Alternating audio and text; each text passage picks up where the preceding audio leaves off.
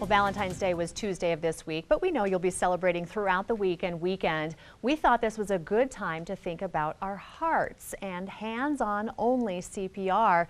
Here with me now is James Boyer from Rural Metro Pride Mark Ambulance. We're so glad to have you. February is Natural Heart Month. This is a great time to think about not only giving to somebody that you love, but possibly giving them a life-saving skill as well. So, hands-on only CPR, how is that different than the traditional CPR? Well, it's a simplified version of normal CPR, which does not involve rescue breathing, and it does only involve chest compression. So it's a lot easier for people to do, and it's safer and cleaner because you're not involving mouth-to-mouth rescue breathing. Okay, show us how it's done then. You've got your mannequin here. Well, the first thing you want to do is call 911. So if you're by yourself, do that first. If you're with other people, have somebody else call for you, and go ahead and get started with compressions. To do that, find the center of the person's chest by drawing an imaginary line between their armpits. Place the heel of your palm there, take your other hand, put it on top of the first and make a ball. You then want to do compressions at a rate of 100 per minute. An easy way to remember that is by going to the beat of Staying Alive. Staying Alive, we love the song, let's hear it. Perfectly timed to the beat of Staying Alive, an easy way to remember it. Everybody knows that song in their head.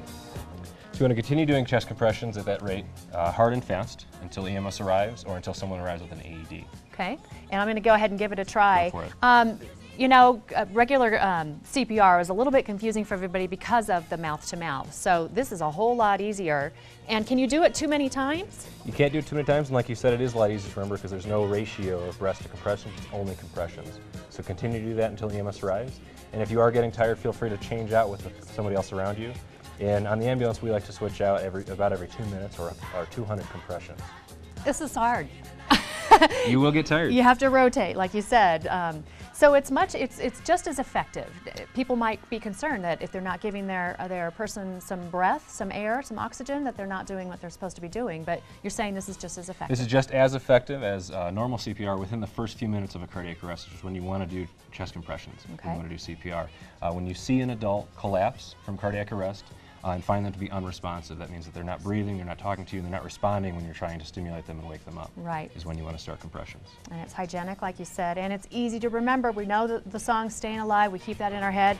We just keep doing it. Emily, I've got this thing down, so if anything were to happen to anybody here, I think I've got it under control. All right. Awesome. We want to thank James Boyer. Thanks so much for Thank you. joining us. Great tip for Valentine's Day and Heart Month, and back to you, Emily. Absolutely, definitely takes the pressure off, so good information.